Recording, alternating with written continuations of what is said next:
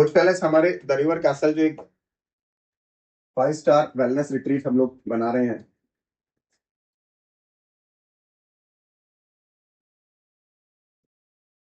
उसके अंदर एक रेस्टोरेंट है जो कि लगभग 85,000 स्क्वायर फीट एरिया में बन रहा है।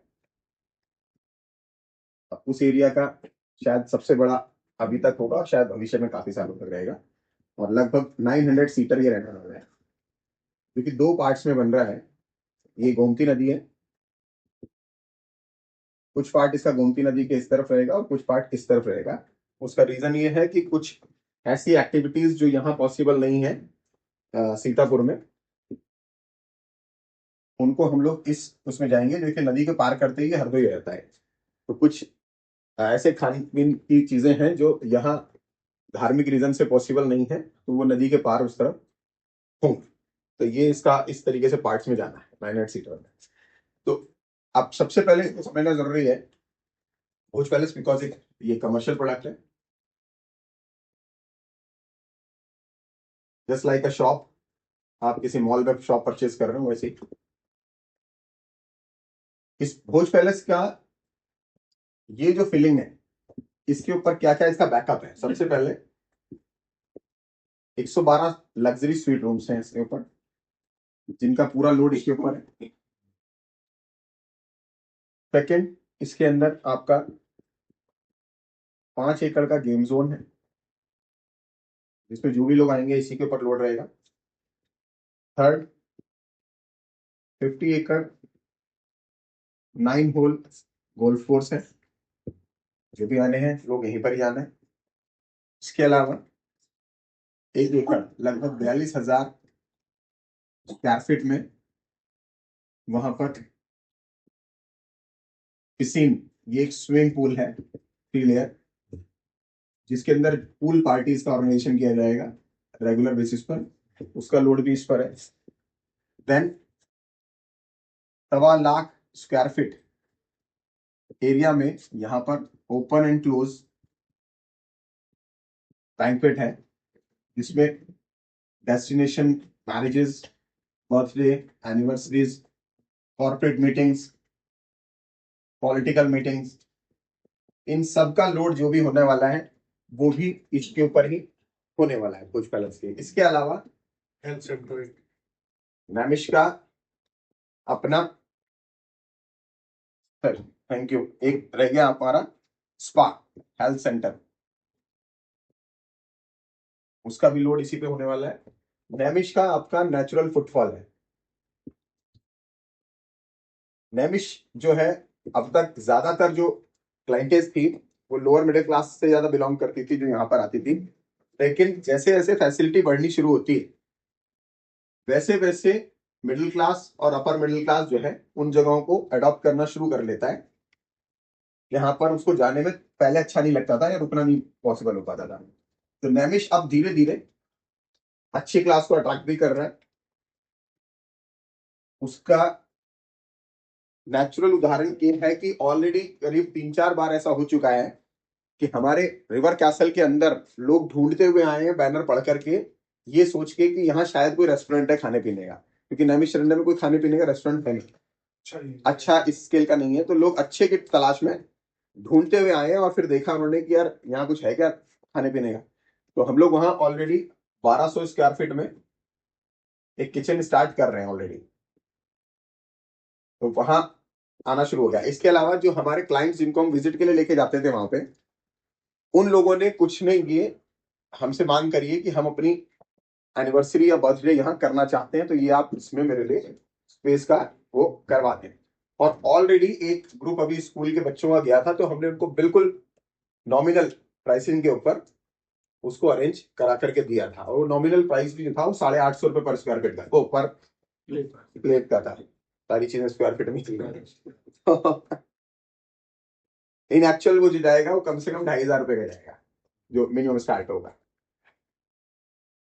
तो ये है इसकी भोज पैलेस की, जो लोगों को समझ में अगर नहीं आता है कि क्या इसके अंदर संभावनाएं हैं, अपार संभावनाएं। अब इसका जो सेल्स है, कमर्शियल्स क्या है, बेसिकली एक इन्वेस्टर के रूप में क्या है। एक इन्वेस्टर के रूप में अभी हम लोग इसमें टेबल ऑफ 2, 4, 6 और 8 इसको प्रमोट कर रहे हैं। अब फॉर एग्जाम्पल मैं मान के चलता हूं आपका टेबल ऑफ 4 या टेबल ऑफ 2 ही पकड़ के चलिए। आप किसी 5 स्टार होटल में जाते हैं खाने के लिए,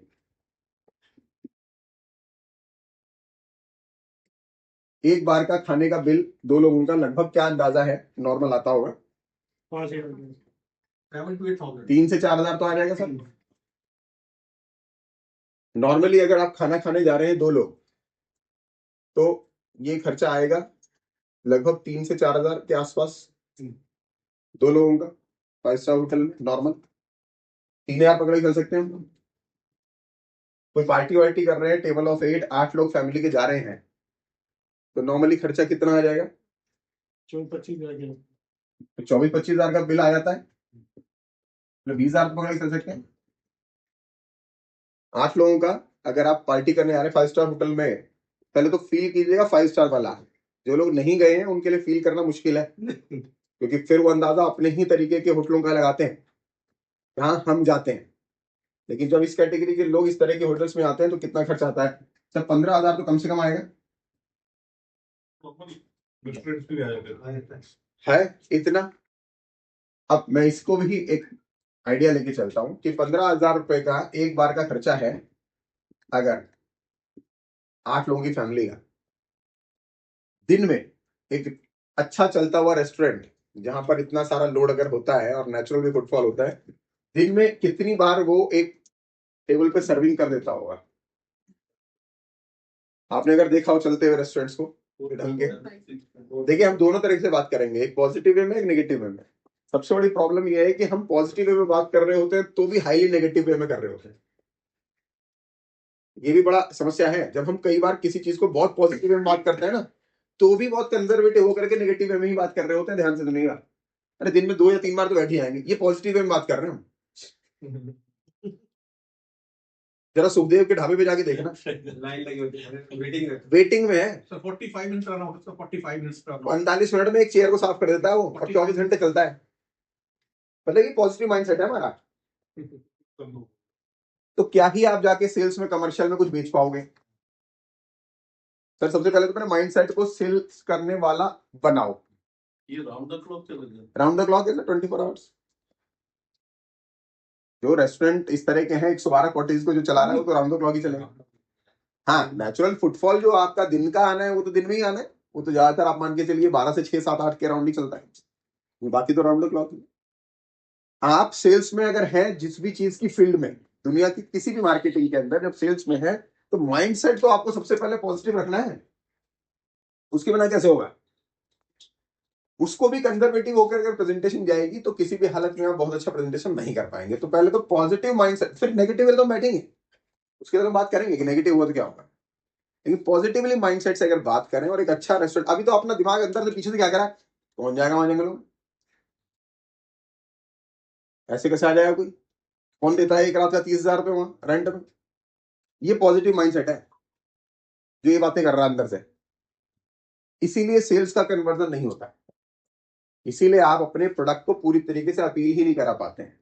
जबकि हजारों एग्जांपल ऐसे हैं जहां रेस्टोरेंट्स में लाइन लगती है।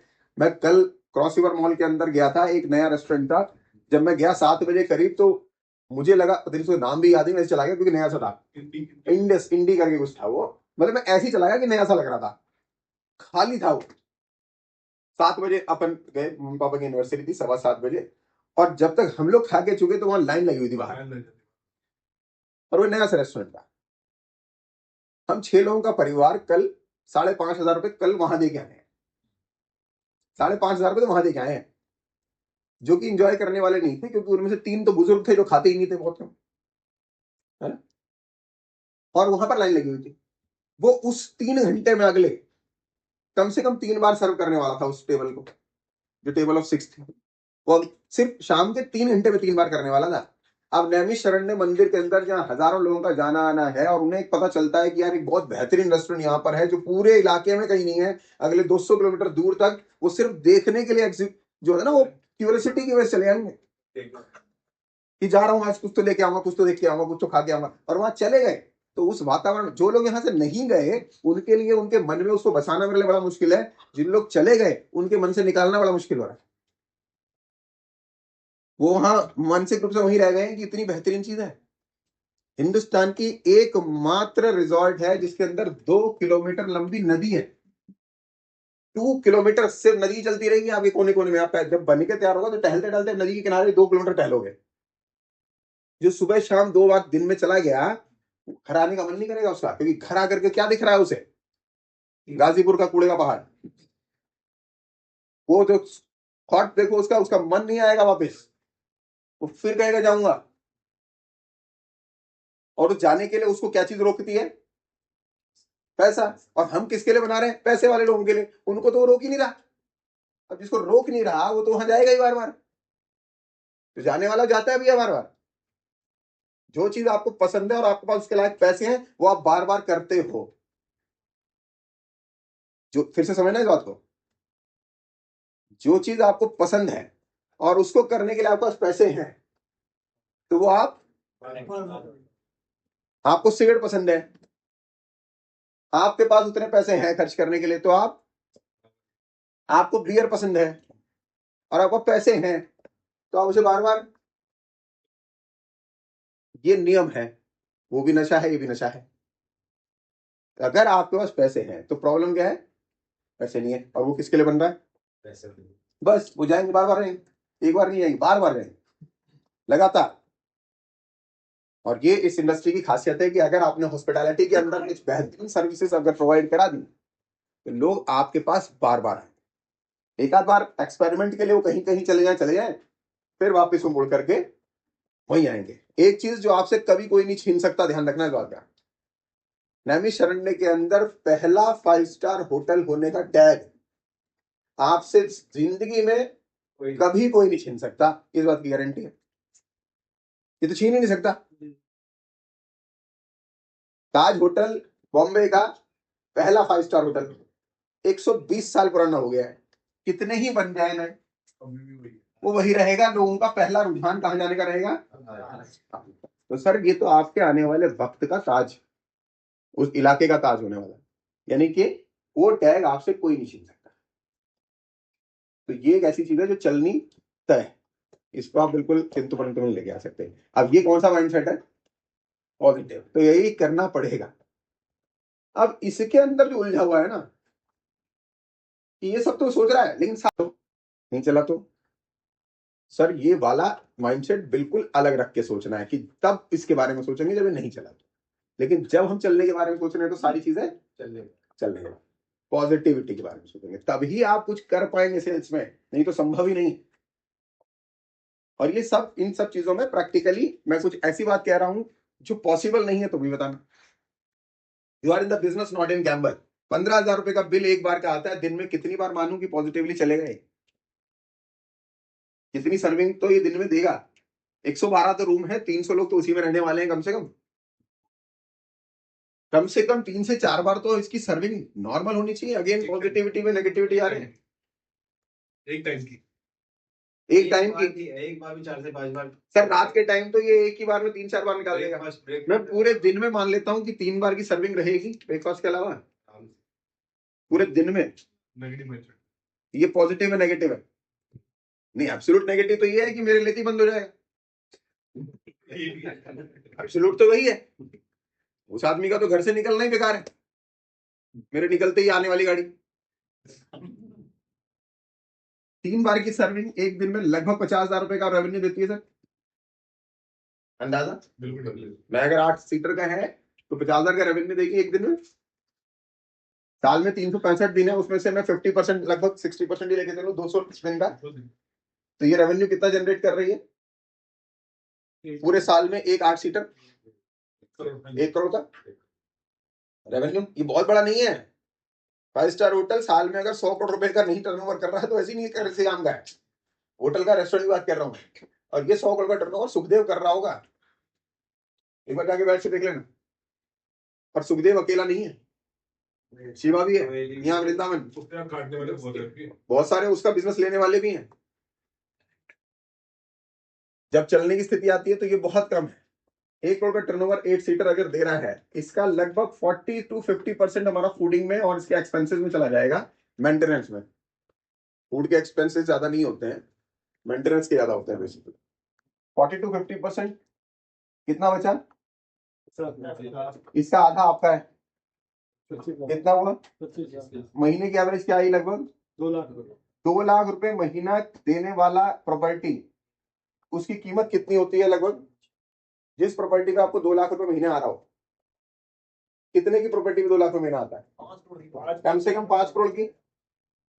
अगर आप 5 करोड़ रुपए किसी प्रॉपर्टी में निवेश करते हैं तो किस लिए करते हैं कि 2 लाख रुपए आ जाए।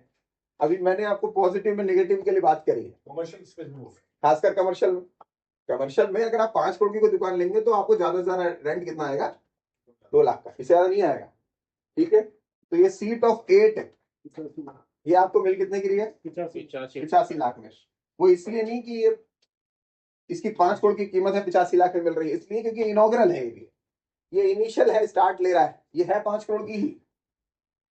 लेकिन कब जब ये बन के तैयार हो जाएगा और रेवेन्यू देना शुरू कर देगा, तब इसकी कीमत उसमें जाएगी जिसपे पैसा डंप होते हैं बड़े बड़े। आज आपको केवल 85 लाख रुपए में मिल रही है, जो ये आपको देने की 5 करोड़ की चीज, जो ये देने में सक्षम है। और आज की डेट में ये जब तक बन के तैयार होता है तब तक आपको 85 लाख का 11% कितना होता है?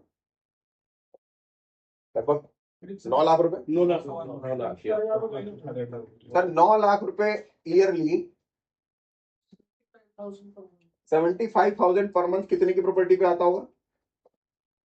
लगभग 2 करोड़ की प्रॉपर्टी होगी सर। मेरे 2 करोड़ पे 40 लाख होते हैं। 40,000 40,000 2 करोड़ पे 40,000 आते हैं, यानी 75,000 पे रेंटल मंथली तब आएगा जब कम से कम 3 करोड़ की प्रॉपर्टी है। इससे बाकी में लोग देखो, 2 तरह के लोग होंगे यहाँ। एक तो वो जो रियल एस्टेट में काम ही नहीं कर रहे होंगे, पहली बार आ रहे होंगे, है ना, और यहाँ पर किसी के कहने से कुछ खरीद लिया होगा और काम पे लगा होगा, अभी रियल एस्टेट की नॉलेज ही नहीं होगी। दूसरा, जो लोग रियल एस्टेट में है, नॉलेज रखते हैं थोड़ा बहुत, तो जो नॉलेज रखते हैं वो भी एक बार ध्यान से देखना कि 75,000 रुपए का रेंट 2 करोड़ की प्रॉपर्टी पे नहीं आता है। और जब रियल एस्टेट में काम कर रहे हैं तो आपने अपने सारे निवेश के रिटर्न्स को रियल एस्टेट के हिसाब से कैलकुलेट करना है, बैंक से, स्टॉक से, म्यूचुअल फंड से, इंश्योरेंस से नहीं करना है। रियल एस्टेट बुद्धि को रियल एस्टेट के साथ ही अटैच करना है। You can not compare it with mutual fund और स्टॉक मार्केट। फिर उसका अलग चैप्टर खुल जाएगा सिक्योरिटी को लेकर के, फिर चैप्टर दूसरे खुल जाएंगे लिक्विडिटी को लेकर के कि हाँ इसमें तो जब मर्जी निकालो हो जाए, इसमें नहीं निकलता है। ये होता है बड़े पैसे को काम पे लगाने का परमानेंट। ये वो पैसा नहीं होता जिसपे आपको व्यापार करना है बार बार। रियल एस्टेट में पैसा वो लगाया जाता है जिसके ऊपर काम दोबारा नहीं करना है, एक बार लगा दिया खत्म, अब आपको उस पैसे को भूलना है। रियल एस्टेट में पैसा वही लगाया जाता है जिसको लगाने के बाद सिर्फ उसकी आरओआई लेनी है, बस दैट्स ऑल। उस पैसे को नहीं देखना यार इससे मैं तो निकाल ही नहीं पाऊंगा, वो वाला पैसा कहाँ रखना है? जहां आसानी से निकाल सको, बैंक में, खत्म। तो ये उस तरह की बुद्धि के लोग हैं जिनके पास जाना है। तो 75,000 रुपए महीना आपको ये तब तक भी देगा जब तक ये बना ही नहीं घर आपका, यानी 3 करोड़ रुपए की वर्थ के लायक तो तब भी दे रहा है केवल 85 लाख लगा के। अब खराब सिचुएशन, पहले 5 साल जब हम इसको चला के देखेंगे, अगर ये रन कर गया तो यही है 2 लाख रुपए महीना की एवरेज दे रहा है आपको ये टेबल। नहीं रन करता है तो भी आपको कितना होता है? 6% इसका, लगभग 5 लाख। एवरेज कितनी हुई महीने की? लगभग 40,000। तो 40,000 की चीज कितने की होती है इनफैक्ट प्रॉपर्टी में? 2 करोड़ की। तो भी आपको ये 85 लाख में मिल रही है, जिसपे 40,000 आपको मिनिमम गारंटी है एमडी। पहले 5 साल पहले जब तक बन के तैयार नहीं हुआ तब तक महीने का 75,000, जब बन के तैयार हो गया मिनिमम गारंटी 40,000, संभावनाएं 2 लाख से 3 लाख रुपए पर मंथ, और नहीं चलने की सूरत में आपके पूरे 85 लाख रुपए रिटर्न जो आपको मिल गया वो मिलेगा। हिंदुस्तान में कितनी ऐसी कमर्शियल प्रॉपर्टी है जो ना चलने की सूरत में सेलर आके कहता है भाई साहब मुझे दे जाओ, जितने में लिए थी वापस ले लो पैसे। रियल एस्टेट के साथ कंपैरिजन करके देखें, 85 लाख रुपीज में आपको ये मिल रहा है, 85 लाख रुपए में 5 करोड़ की चीज, और साथ में आपको क्या मिल रहा है? लाइफ टाइम इनकम तो है ही है, 2 लाख रुपए महीना से लेकर, और ये मैंने केवल 200 नाइट पे लगाया है। 7 नाइट साथ में आपको मेरे 5 स्टार होटल के अंदर हर साल 7 नाइट्स 9 साल की। सरनीटा में अगले 9 साल तक फ्री है। इसकी एक नाइट का रेंटल मिनिमम 30,000 से आज से स्टार्ट होना है। तो 63 night into 30,000, it's almost 18 to 19 lakh, लगभग 20 लाख रुपए की वैल्यू आपको फ्री मिल रही है इसके साथ। तो आप अगर टेबल ऑफ 8 बुक करते हैं तो ये है 85 लाख, टेबल ऑफ 6 करते हैं तो है 63,80,000, सॉरी 64 लाख, टेबल ऑफ 4 करते हैं तो 43,80,000, और टेबल ऑफ 2 करते हैं तो 22 लाख, और टेबल ऑफ चेयर एक करते हैं 1 तो 11,14,350। इन सब में आपका जीएसटी अलग से है। और साथ में क्या है, अभी 31 दिसंबर तक अगर आप टेबल ऑफ 8 लेते हैं तो आपको इसके साथ, इन सब चीजों के साथ आपको मिल रहा है 16 ग्राम गोल्ड कॉइन, ये एडिशनल है। ये सब इनिशियल ऑफर्स में होते हैं। मैं आपको बता दूं इनिशियल ऑफर्स ये कैसे रेंटल एक्स्ट्रा दिखाई दे रहा है। अभी कुछ माइंडसेट जो रियल एस्टेट को समझते हैं वो कहीं ना कहीं थोड़ा सा ये भी हो जाते हैं कि इतना ज्यादा कैसे होता है। रेंटल कोई भी कमर्शियल हो या रेजिडेंशियल हो, रेंटल यही है 3 से 4% भी हायर साइड में है। लेकिन 3 से 4% की कैलकुलेशन पता है कब से शुरू होती है? आफ्टर पोजेशन प्राइस, इनॉग्रल से नहीं शुरू होती है। इनॉग्रल प्राइस अलग होता है, जब लॉन्चिंग होता है तब अलग होता है। जब आफ्टर पोजेशन उसकी वैल्यू क्या होती है, उसके आधार पर रेंट जो निकल के आते हैं वो साल के 3-4% से ज्यादा नहीं निकलते।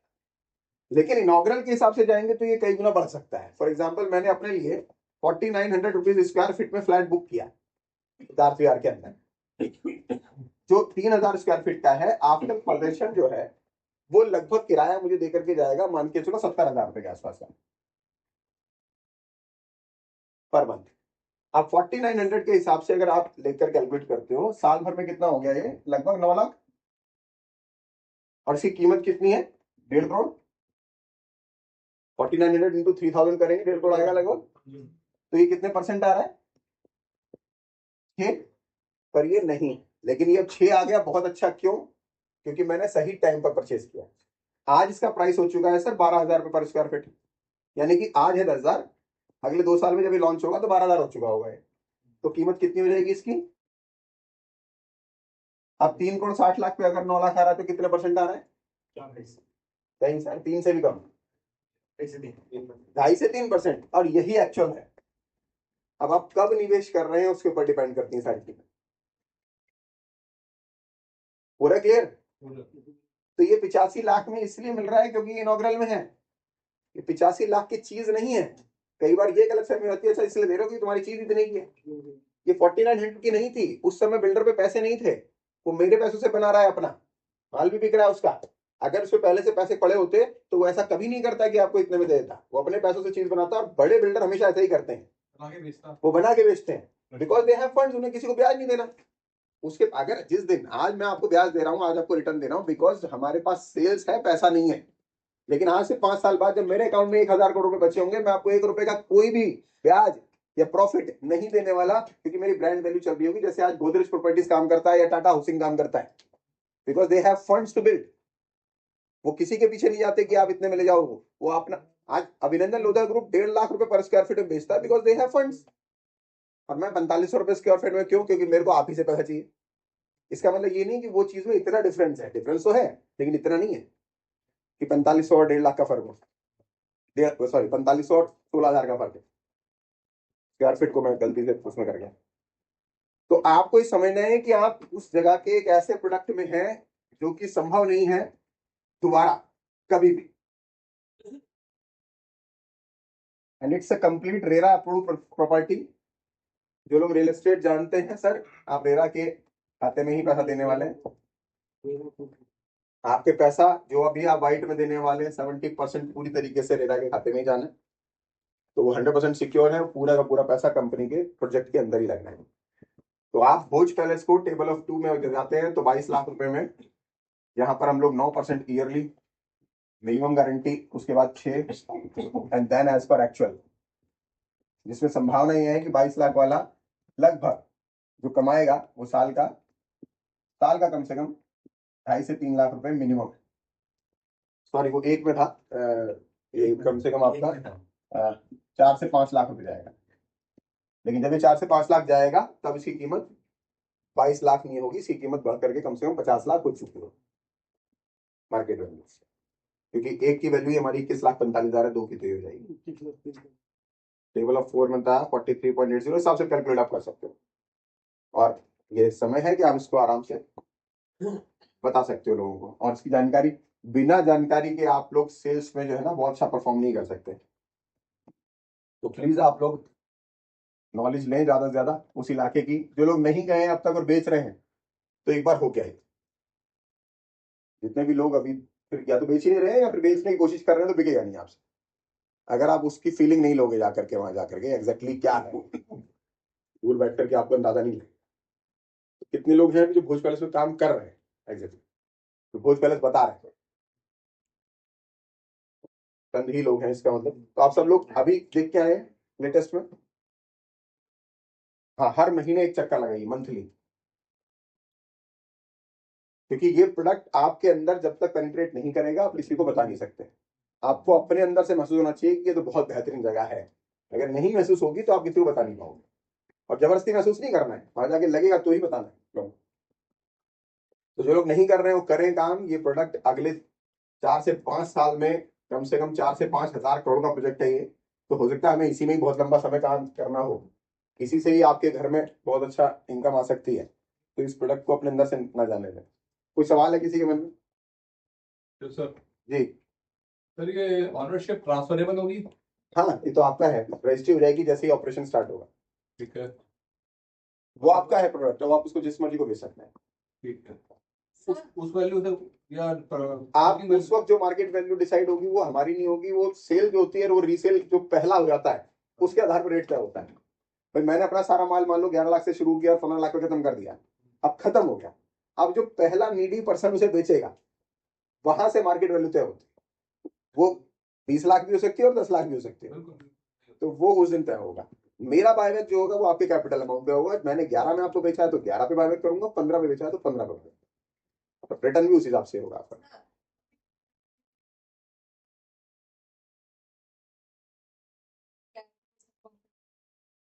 क्या चीज?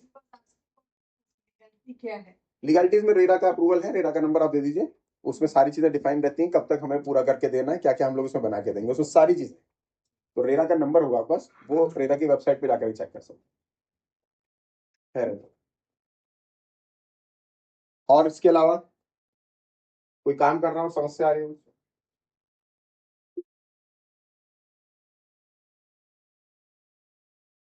नहीं, पहले बस ये पहले पॉइंट पहले क्लियर कर दिया कि ज्यादातर कंपैरिजन जो होता है वो किसी और चीज से करने लग जाते हैं। देखिए कंपैरिजन मैं फिर से कहा हूं, अगर कभी भी कंपैरिजन आए तो प्रोडक्ट का प्रोडक्ट से कीजिएगा। हाँ, मतलब आप शेयर मार्केट का कंपैरिजन रियल एस्टेट से नहीं कर सकते, फिर तो खत्म हो गया। फिर आप गधे का घोड़े से कर रहे हो तो कोई कंपैरिजन नहीं है ना, गधे का गधे से करोगे। तो म्यूचुअल फंड के साथ अरे यार इसमें मैं लगा दूंगा तो इसमें ये बढ़िया हो जाएगा, मगर इसमें जो लगाते उसमें पता नहीं क्या हो जाएगा। लेकिन अगर आप रियल एस्टेट में लगाते तो आपके लिए क्या बेहतर था? कमर्शियल रियल एस्टेट बेच रहे हैं हम लोग और हम उसी के तरीके के बायर ढूंढ रहे हैं जो इस माइंडसेट के। कमर्शियल रियल एस्टेट में जो लोग निवेश करते हैं वो मेरे बायर क्यों हो सकते हैं? जो रेजिडेंशियल प्रॉपर्टीज में खरीदते हैं वो क्यों हो सकते हैं? जो शेयर मार्केट में लगाते हैं वो मेरे क्यों हो सकते हैं? वो कोई कंपैरिजन नहीं। अगर वो उससे बाहर नहीं निकलना चाह रहे हैं तो मैं उनसे बाहर नहीं निकाल सकता। बाकी तो फिर विवाद के विषय, उसमें आप कोई भी ना उनको आप सेटिस्फाई कर पाओगे क्योंकि वो अपनी जगह पर पूरे स्ट्रिक्ट होंगे, फिर वो बहस होनी है उसके बाद, उसमें नहीं जाना। अब बात है कि अपने अपने टारगेट्स बनाए। 31 दिसंबर, एक महीना रह गया है और दो ही चीजों पे है कमर्शियल, इसमें भोज पैलेस और रिवर कैफे। और रेजिडेंशियल, रेजिडेंशियल में क्या है? धुलेरा में क्या है? धुलेरा में 3 तरह की चीजें ध्यान रखना। एक हो गया retail, start from 9 lakh, 9 to 10 lakh. Bulk start from 1 CR, project partner start from 2.5 CR। तीनों तरह के सेल्स आप कर सकते हैं। रिटेल में जो हमारा मैप आ चुका है उसके अंदर बल्क बाइंग में जो मैप आने वाला है उसकी स्टार्टिंग में आप एक साथ परचेज अगर 1 करोड़ से ऊपर की करते हैं तो इससे लगभग 25% लेस में आपको मिल जाता है। और प्रोजेक्ट पार्टनर जिसमें आप कोई भी नई स्टार्ट कंपनी करने जा रही है पूरी लैंड परचेज करवा सकते हैं इन्वेस्टर को, जिसमें उनको कंप्लीटली सालाना लगभग 20 से 22% का प्रॉफिट फिक्स आ जाता है। मतलब 3 साल के लिए, 3 साल में उनका पैसा तकरीबन 1.25 गुना रिटर्न निकाल के दे जाता है। तो रिटेल में जाए चाहे इसमें जाए, इसमें जाए, इसके ऊपर आप काम कर सकते हैं। और कमर्शियल्स में अब आप टारगेट बनाए भोज पैलेस को लेकर के अगर, तो ये 2, 4, 6, 8 इनके नंबर्स बनाए कि मैं कम से कम 5 2 सीटर सेल करनी है, ये 4 ये करनी है, 2 ये करनी है, 1 करनी है। तो ये टारगेट इस महीने का अपना बनाए कुछ ना कुछ, और फिर देखिए इसके अकॉर्डिंग आप क्या टारगेट है हमारा कहते दिसंबर तक। किसी का टारगेट है ना कुछ बताओ। 50 बुकिंग 10 करोड़। अब ये कैसे होगा? देखो आप एक के लिए अच्छी चीज क्या है, आप कोई भी सेल करते हो तो वो एक ही काउंट होती है, चाहे आप टेबल ऑफ 8 करो या 6 करो, आपके जो सिस्टम में है वो एक ही सेल काउंट होगी, लेकिन आपकी जो रिवॉर्ड है उसमें पूरी काउंट होगी 8 बुकिंग। तो आप अपना 8 बुकिंग कर लेते हैं तो आपको 85 लाख का कलेक्शन तो हो ही गया है, प्लस 8 बुकिंग हो गई। अगर आपने ऐसी 2 भी कर दी तो ये 1 करोड़ 70 लाख और 16 बुकिंग हो गई, तो आपका जो 1 करोड़ 25 लाख वाला टारगेट है वो पूरा करता है। 25 सिंगापुर पूरा 1 करोड़ 25 लाख पे शायद, हाँ सिंगापुर में। बहुत रिवार्ड अपने लोगों तक आप अपनी इस चीज को पहुंचाएं, ये सबसे बेहतर निवेश है। इससे ज्यादा अच्छा कुछ है नहीं, इंडिया में तो नहीं है सर इस तरह का निवेश का। तो कितनी नंबर्स में हम लोग कर रहे हैं। अब मैंने पिछली बार बोला था बुकिंग के लिए जो ज्यादा में दबाव है, कितनी बुकिंग? 10 बुकिंग कम से कम भोज पैलेस, 10 वगैरह, और 2 हमारी रिवर कैसल स्वीट्स या बल्क बाइंग।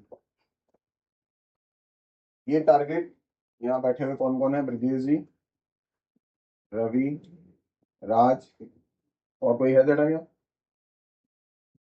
नहीं, अच्छा गौरव जी, हाँ गौरव।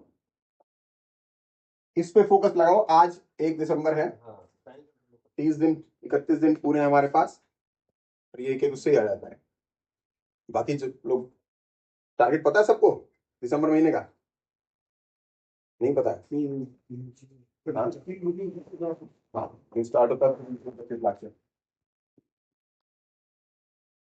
ये सब अभी यहाँ पर कोई पूरा करके बैठा हुआ है? विजय जी आपको होड़ खाए? वही है, लेकिन वो 2 अलग अलग जगह पे डाली है, वैसे तो 4 एक ही आईडी होनी चाहिए और 2 अलग आईडी उठाएंगे।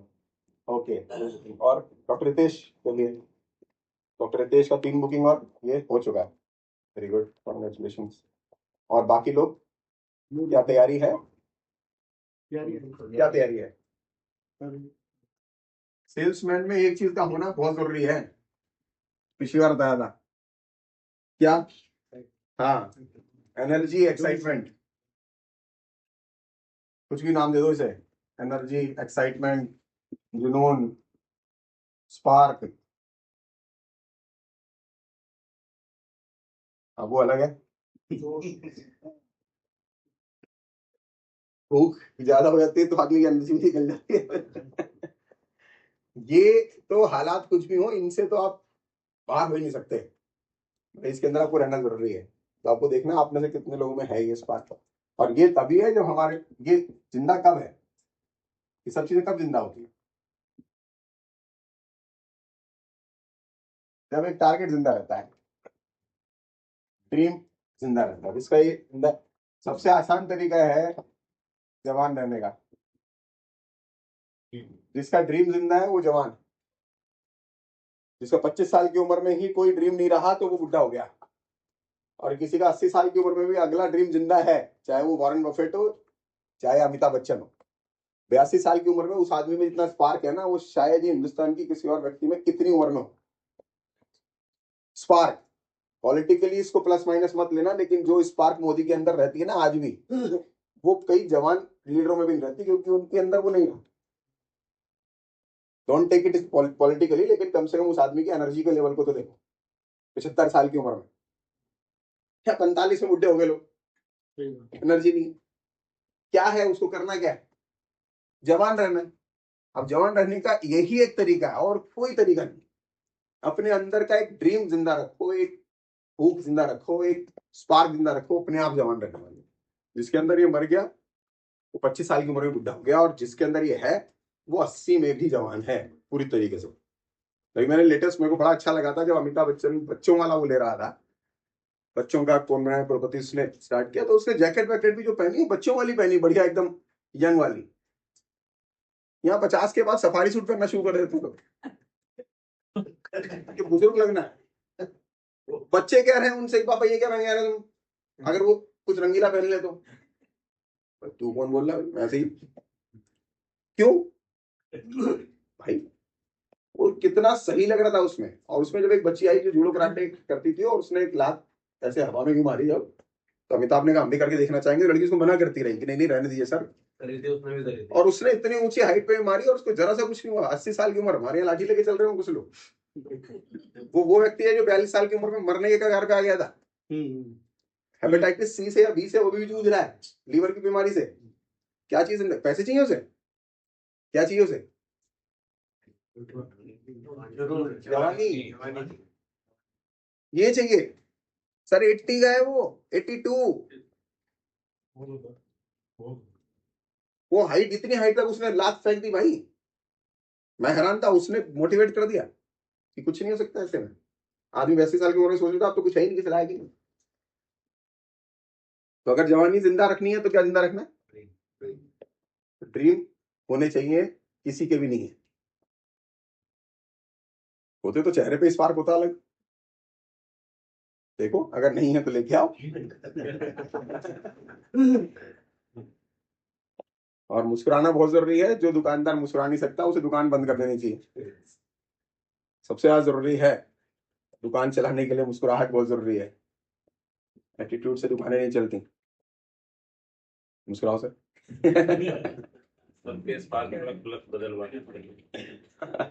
अपने से शुरू करें हम लोग, और फिर जो साथ वाले होते हैं वो वैसे ही करने लग जाते हैं जैसे आप कर रहे हैं। आप अगर खुद नहीं कर रहे हैं, आप जागरण में जाओ, आप ताली बजाना शुरू कर दो और सामने देखते रहो, तो अगल बगल वाले की हिम्मत ही नहीं आपको डिस्टर्ब कर दे। ऐसी मीटिंग्स में आप चुपचाप मेरे को सुन रहे हो, या जो भी वक्ता है उसी को सुन रहे हो, ध्यान दे रहे हो, तो बगल वाले की हिम्मत ही नहीं आपको डिस्टर्ब कर रहे। लेकिन आप खुद ही अभी उसमें ही लगे हुए हो, तो फिर तो धीरे धीरे पूरी महफिल खराब हो जाएगी। तो फोकस जिस जगह पे हम कर रहे हैं, फोकस के लिए क्या करना है, एक ड्रीम डिसाइड करना है, एग्जैक्टली क्या चाहिए इसके ऊपर बात करनी है। ये नहीं है कि अच्छा 80 साल के हो गए अब क्या करेंगे, बड़े बंगले का, 2 सीटर कार का, मलेशिया में जाकर के कुछ होना तो है नहीं, करेंगे क्या वहां जाकर के, इसका क्या मतलब है? ये आपको जवान रखने के लिए है, सिंपल। बीमार होकर के बिस्तर में ना लेट जाओ, इसके लिए है। 80 साल की उम्र में हो चाहे 25 साल की उम्र में, उससे फर्क नहीं पड़ रहा है कुछ भी। किसी भी मरे, वॉरेन बफेट आज 90 साल से ऊपर का है, वो अगले 20 साल के लिए प्लान करता है, वो अगले निवेश कर रहा है 20 साल बाद की। वो उसकी टेंडेंसी है, क्योंकि वो माइंड उसका उसको जवान रखेगा। वो अभी भी सोच रहा है 20 साल बाद के लिए, तो दिमाग क्या सोच रहा है 2040 में क्या होना है, उसका दिमाग ये सोच रहा है 2040 में क्या होना है। हमारे वाला 70 साल की उम्र क्या सोच रहा है, 5 साल बाद करूंगा क्या इस पैसे का, ये तो आने ही नहीं है, मत जाने वालों। तो वो ये भी इसलिए सोच रहा है क्योंकि पड़ोसी ये कहने वाला, देख बुड्ढे को अभी भी पैसे के चक्कर में लगा हुआ है, क्योंकि उसका पड़ोसी उसको ये कहने वाला है भाई अब तो यार क्या भगवत बहन कर ले, अब काहे को पैसे के चक्कर में लगा हुआ है। सर अपने माइंड को इन्फॉर्मेशन सही दो, आप पैसे के चक्कर में नहीं लगे हुए, आप किसके चक्कर में लगे हो? तो ये इंपॉर्टेंट है कि नहीं? दुनिया में आदमी सबसे ज्यादा क्या चाह रहा है? भूल गए हो आप लोग, ये नहीं चाह रहे हैं। गलत जगह पर दिमाग जा रहा है कि ये सपना मुझे देखना ही क्यों है, अब तो बचा ही गया है। सपना सिर्फ एक ही चीज के लिए देखना है कि आप जवान हो। अगर आपने ये जिंदा रख, कुछ भी सीखो, हारमोनियम बजाना सीखो, बांसुरी बजाना सीखो, गिटार बजाना सीखो, एक शौक अपने घर अपने अंदर डाल के रखो। और उन पड़ोसियों को वो सोच लेने दो, उन साथियों को ये सोच लेने दो जो वो सोचते हैं, जिन चीज पे वो हंसते हैं, वो उनका काम है। देख लेना थोड़े दिनों बाद वो बुढ़े नजर आने लग जाएंगे। कहाँ है जितेंद्र, कहाँ है धर्मेंद्र, कहाँ है मिथुन, कहाँ है सब, किसके साथ के हैं? वो आज भी है, सिर्फ इस वजह से क्योंकि उसके अंदर का एक ड्रीम जिंदा है कि मुझे हमेशा फिट रहना है, जवान रहना है। तो ये सारे काम बाकी अपने आप ही हो जाते हैं। तो सेल्स के आदमी हो या किसी भी फील्ड में हो, अपने सपने को जिंदा रखें। और उस सपने को क्योंकि आप लोग जिंदा नहीं रखते हैं, इसलिए कंपनी जो होती है, जो आपसे काम करवाना चाह रही है, वो आपको एक ना एक टारगेट देती रहती है, ताकि आप इस टारगेट की वजह से भागो, इस टारगेट की वजह से भागो। तो कुछ नहीं तो अपना सिंगापुर के ट्रिप के लिए भागो। कितने लोग सिंगापुर गए हुए हैं?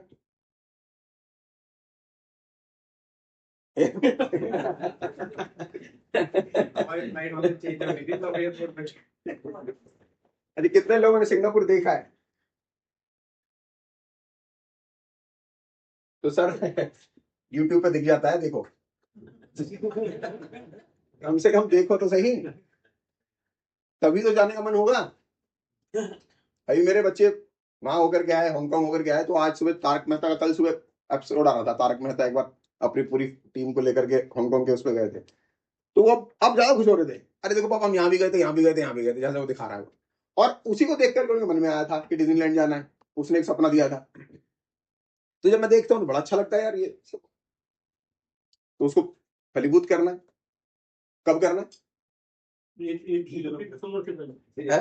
31 दिसंबर। वो सपना, ये तो अचीवमेंट का हो गया, जाने का सपना ये कि ये मेरे को, हाँ? कोई भी चीज अगर आपके मन में आई है, मान लो आपके मन में आई है कि बुलेट लेनी है, एक आदमी का सपना था, हो गया पूरा, है ना? तो कब चलानी है? अगर है तो है, है? नहीं, कोई भी सपना अगर होता है ना, मैंने लास्ट टाइम बताया था, लोग भूल जाते हैं, सपना जो है वो आप उसमें होते हो, उसी समय होते हो आप। सपने को अचीव करने के लिए कोई डेट छोड़ना कि तब करना है। यार मेरे से कोई चाहिए, मैं मर्सिडीज चाहिए 2 सीटर जिसके पंख साइड में खुलते हो, कब चाहिए? अभी चाहिए, नीचे खड़ी हो, मैं जाऊं उसमें बैठूं और मैं उसमें हूं, तभी तो मजा है। इसका मतलब है अभी चाहिए तो अभी से लगना पड़ेगा फटाफट।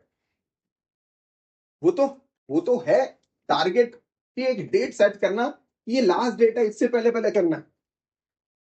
वो तो एक्चुअल में आने की डेट है कि इस दिन से पहले पहले मेरे को चाहिए क्योंकि अब वर्क करना है उसके लिए वहां तक। अगर कोई मेरे से पूछे कि यार मुझे अभी 16 इंच का डोला और 56 इंच की छाती चाहिए, कब चाहिए? मैं अभी तो चाहिए, लेकिन क्योंकि प्रोसेस ये नहीं है कि अभी हो पाए, तो मुझे प्रोसेस में आज से लगना पड़ेगा, जिसके लिए मुझे समय देना है 1 से 2 साल का। अगर भगवान अगर एक तथास्तु करने वाला है तो मैं क्या कहूंगा, भगवान 31 दिसंबर 2025 तक मेरे 16 इंच की छाती ओ डोले और 56 इंच का सीना कर देना, ये कहूंगा मैं? अभी कर दे भाई, तुरंत। तो वो तो आपको माइंड है भगवान, जिसको आपने अभी करवाना है। तो अगर कोई ड्रीम है, पहले तो है ही नहीं, तो है ही नहीं तो क्या ही होगा? जिसका है उसको कब पूरा करना है? अभी, तुरंत, माइंड से अभी पूरा करना है। फिर उसकी फिजिकली कैसे वो पूरा होगा, उसके लिए प्लानिंग करनी है। वो बेचैनी शुरू हो जाएगी ना अभी से, कि मैं क्यों नहीं हूं उस पर। जैसे बच्चे को खिलौना जो चाहिए होता है, वो कब चाहिए होता है? जिस वक्त देख लिया तभी चाहिए। तो सपना जिस वक्त देख लिया तभी चाहिए। वो बेचैनी जिसके अंदर नहीं, कुछ नहीं हो रहा। और ये सब क्यों? क्योंकि इससे आपकी जवानी जिंदा रहने वाली है सर, बाकी सब चीजें भूल जाओ। और ये सबसे ज्यादा इंपॉर्टेंट चीज है दुनिया में, समझ रहे? तो इससे उम्र का कोई ताल्लुक नहीं है। कोई व्यक्ति जो यहाँ बैठा है 40 से कम का है और उसका सपना नहीं है, सर आज से कोई उम्र बताए अपनी ना, तो कॉलम में लिख देना बुड्ढा, है ना, एज लिख देना बुड्ढा। Age is not a number, age is mindset. तो यहाँ क्या लिखना चाहते हो? जवान। जवान होने के 2 तरीके, एक सपना देखना, दूसरा फौज में भर्ती होना। क्योंकि फौज का आदमी हमेशा क्या रहता है? जवान। जवानी कहता है ना उसे, तो भैया जवान हाजिर हो। चलिए सर, आज से तैयारी करिए, 30 दिन है आपके पास अपने जवानी को जिंदा रखने के लिए। जी, बल्क बाइंग का बताया ना वहाँ 2000 का। हाँ, बल्क बाइंग का। उसके बारे में बल्क बाइंग के केसेस में जब भी हम कोई नया प्रोजेक्ट हम लोग खरीद चुके हैं और अब इसके मैप के आने में समय है, लॉन्चिंग में समय है, तब हम एक साथ अगर कोई व्यक्ति एक अभी तो उसमें 51 लाख से स्टार्ट है, 51 लाख से ऊपर का अगर एक साथ परचेज करते हैं, जिसका मैप अभी नहीं आया है, जिसमें 3 महीने कम से कम लगने हैं आने में, और उसके 3 महीने तक जब मैप आ जाएगा तब तक आप उनको सेल नहीं कर सकते। ऐसा आपने मिनिमम 51 लाख रुपए का परचेज एक साथ करना है। वो 51 लाख रुपए डिस्काउंटेड प्राइस पे होंगे, जैसे कि लॉन्च प्राइस अगर 600 है तो आपके लिए 450 का होगा। अगर आपने अभी परचेज कर लिया तो 450 के हिसाब से होगा। 6 महीने के बाद यानी लॉन्च प्लस उसके बाद 3 महीने जिस दिन मैप आ जाए, तब आप इसको किसी को भी ओपन मार्केट में सेल कर सकते हैं। उसका कंपनी से कोई लेना देना। सर प्लॉट की चॉइसेस कैसे रहेंगी? प्लॉट की चॉइसेस जो होंगी, जैसे 4 ब्लॉक में रहने वाला है, ए बी सी और डी, तो ए ब्लॉक में नहीं होगा, बी और सी और डी के अंदर हो जाएगा। उसके अकॉर्डिंग अगर बी और सी का रेट 600 है तो 450 में आएगा। अगर डी का रेट मान लो 550 है तो उसके हिसाब से 25% लेस होकर। इसके अलावा इनमें और एक पीएलसी वगैरह सिर्फ एक प्लॉट कोई पीएलसी वाला ले सकते हैं आप, बाकी नॉन पीएलसी वाला। ये तो इन्वेस्टर के लिए नहीं होगा ना, जो ये इन्वेस्टर का नहीं है, ये चाहे उसमें 2 पीएलसी लग रही हो चाहे 2 पीएलसी लग रही हो, और पीएलसी का पैसा देना है और इसी रेट के अकॉर्डिंग देना है। 450 में अगर है तो उसी के अकॉर्डिंग देना है। अब अगर ये बेसिकली बल्क बाइंग किस लिए होती है? बल्क बाइंग 2 तरह के लोगों के लिए होती है। एक तो वो जो वहां खरीदना ही चाह रहे थे और बजट बड़ा था तो चलो 10,000 स्क्वायर फीट ले लिया बजाय 2,000 स्क्वायर फीट लेने की। दूसरा वो जिसके पास सेल्स है, जो बेचने में खुद सक्षम है। ये इन्वेस्टर के लिए नहीं है, ये सेलर के लिए है। इसको आप अंडरराइटर बोल सकते हो, जो एक साथ पैसा दे करके माल पूरा उठा ले। तो उन्होंने माल उठा लिया, 6 महीने में आपने 30% प्रॉफिट कमा लिया एक तरीके से। 450 रुपए 150 रुपए आपको आ गए, तो ऑलमोस्ट 33% का प्रॉफिट आपने ले लिया। तो ये उनके लिए है, और इनके लिए भी है कि भविष्य के लिए छोड़ दिया। जैसे मैंने कहा कि जो बड़ा लैंड खरीद करके छोड़ना चाहते हैं वो ये भी कर सकते हैं। अगर 3 महीने के अंदर कंपनी लॉन्च करने की स्थिति में नहीं आती है तो आपके निवेश पे 0.75% पर मंथ आपको एक पेनल्टी के रूप में पे किया जाएगा। क्लियर? अगर आप 3 महीने या इसकी, मैंने आज आपको घोषणा करी है और 2 महीने बाद मैप लॉन्च हो गया और आप उस समय ये बल्क बाइंड लेना चाहते हैं, तो ये 450 नहीं 480 के रेट पे होगा। यानी कि जो 25% लेस है, 25% ना होकर के 20% पे आपको मिलेगा। मतलब बेनिफिट एक्स्ट्रा जो मिलेगा 20% का मिलेगा। मैप लॉन्च होने के बाद, अगर मैप लॉन्च होने के बाद आपने इसको बल्क बाइंग को उठाने की कोशिश की तो, और इसके अंदर जो डिस्ट्रीब्यूशन है वो 75% पीवी के ऊपर होगा। ये कंफर्म है 75 पहले हाँ। 50 और 75 बताया था। नहीं, अब 75 पीवी 70 अभी तो ऑप्शन नहीं है ना इसका बात है। भाई है, खुली है ना। खुल गया, हाँ। खुल गया, खुल किस गया। प्रोजेक्ट में? ये उधर खुलेगा। राजपथ राजपथ सुप्रीम जो पीछे आ रहा है, पीछे का खुल गया। हाँ, राजपथ सुप्रीम, और इसके अलावा जो इसके बगल में है 157 160, उसका रेट अभी आया नहीं है, उसका रेट थोड़ा ज्यादा होगा। ये आया है जो राजपथ एनक्लेव फेज 2 है ना, उसके पीछे 40 फीट की रोड है, उसके पीछे जो है उसके ऊपर आया है। अच्छा, इस पे भी एप्लीकेबल होगा अभी, ये जो अभी नहीं, इस पर रेट नहीं है ना। अच्छा। ये ABCD 4 ब्लॉक बने, 4 ब्लॉक हो गए। 4 ब्लॉक्स में से ए ब्लॉक छोड़ करके सर A ब्लॉक का रेट अलग होगा। ए ब्लॉक का रेट ज्यादा होगा, तो उसके हिसाब से जब वो लॉन्च होगा तब मिलेगा। बल्क बाइंग के अलावा जो रिटेल के ऑप्शंस रहेंगे उसमें भी 75% नहीं, रिटेल में वही है 100%। 100%। अच्छा, डिटेल में 100% सीट जाएगी, जैसे हम बिल्कुल एक प्लॉट लिया एक प्लॉट। हाँ, जैसे है आपका है। अच्छा, इसमें बल्क बाइंग है इसलिए 75%। बल्क बाइंग में कंपनी का प्रॉफिट कम हो गया ना, हाँ, इसलिए इसलिए डिस्ट्रीब्यूशन कम हो गया। तो ये बल्क बाइंग उठा सकते हैं सर अभी? हाँ, चालू है। हाँ, ये उठा सकते हैं। ये लगभग 51 लाख समथिंग से स्टार्ट है। ये तो जितना मर्जी आप उठा, देखिए आप अपने आप को किस तरीके से सामने लोग प्रेजेंट कर रहे हैं ना, आपकी एक्साइटमेंट, आपकी एनर्जी, हर तरह की दूरी, हर तरह के रिस्क सबको कवर कर जाती है। आपके अंदर कॉन्फिडेंस की जब कमी होती है तो आदमी आपसे बगल की प्रॉपर्टी भी लेने के लिए तैयार नहीं होगा। अगर आपके अंदर एनर्जी है तो कुछ भी संभव है, नहीं तो इम्पॉसिबल है नोएडा बैठ करके धोलेरा या नैमिष बेचना एक आम इंसान के लिए। वो उसके पास 100 कारण है कि कैसे ये नहीं होगा, और वो बिल्कुल जेन्युइन है अपनी जगह। लेकिन अगर उसी के अंदर एक ड्रीम जिंदा है, एनर्जी है, स्पार्क है, तो वो पाकिस्तान में भी भेज देगा। छोड़ो इंडिया की तो बात, वहां पे भी बेच के आ जाएगा। वो आपकी एक्साइटमेंट ही है, तो सबसे पहले तो उसको अपने अंदर लेकर के आओ तरीके से। किसी के सामने बताते हो ये लगे, जैसे मैंने पिछली बार ही बताई थी कि मैं जब बताता हूँ तो सामने लोगों नहीं बताता, मैं अपने आप को बता रहा होता हूँ।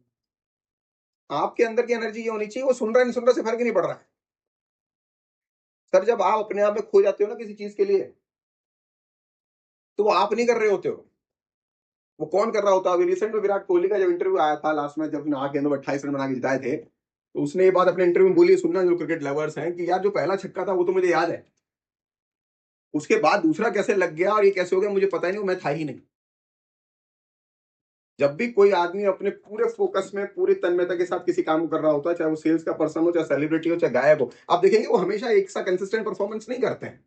किसी किसी दिन उनपे माता आई हुई होती है, वो तभी ऐसा खेल रहे होते हैं। 98 के अंदर जब सचिन तेंदुलकर ने ऑस्ट्रेलिया के खिलाफ 2 बड़ी इनिंग खेली थी 140s वाली, आप देखेंगे वो सचिन तेंदुलकर था ही नहीं, वो गॉड ही था कोई। उसके बाद से उसने जीवन में इस तरह की इनिंग नहीं खेली जो 98 में शारजाह में उसने 2 इनिंग्स खेली थी।